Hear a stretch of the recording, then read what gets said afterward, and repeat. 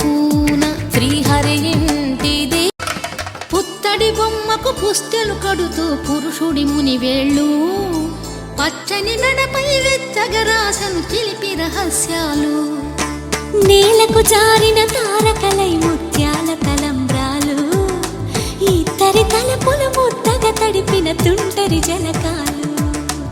అందాల జంట